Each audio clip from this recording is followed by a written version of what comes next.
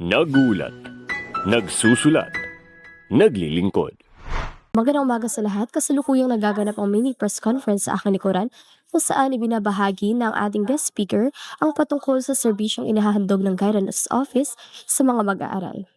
Individual inventory, it enables us to get to know the client. So, ascertain appropriate avenues for client's purpose and to facilitate self-awareness, self-understanding, and decision-making. So, mauni siya ang purpose nga no nga na atay individual inventory. And the next is to determine best options for helping.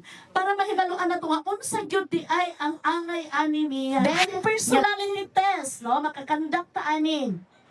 Scholastic aptitude test, no? Pwede ta ani.